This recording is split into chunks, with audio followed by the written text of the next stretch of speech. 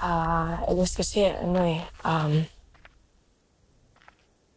maaga kasi ako naulila. Ang nagpalaki sa akin yung tiyuhin ko. Pero malupit siya.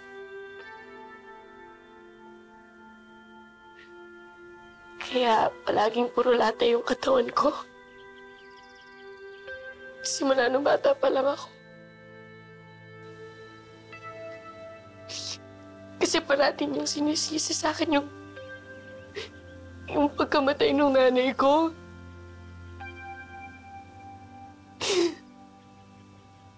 Yung tatay ko daw isang pulis.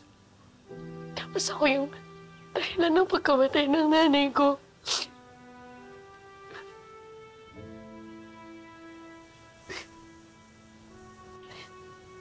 Yung pangalan ng tiyuhin kong yun.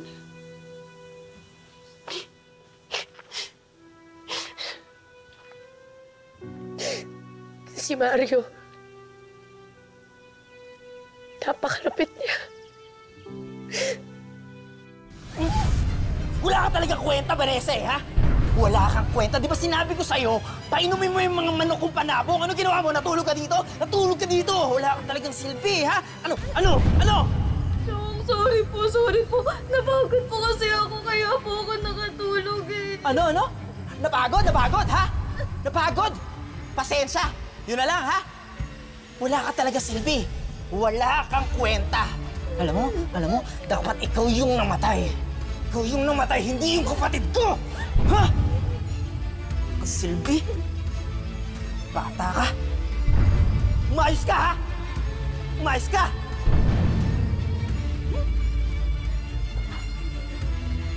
Hindi pa tayo tapos, ha? Hindi pa tayo tapos! Kahit kailan hindi niya pinaramdam sa akin, nakatugo niya ako. Kahit anong gawin ko. Bawat maliit na pagkakamali ko. Sasampalin niya ako. Hahampasin niya ako, bubugbugin niya ako.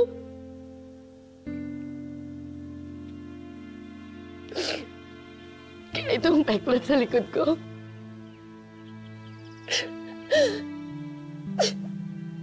Wala lang.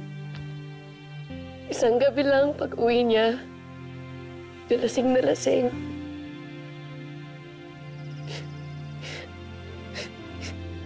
Pinansya niya yung likod ko.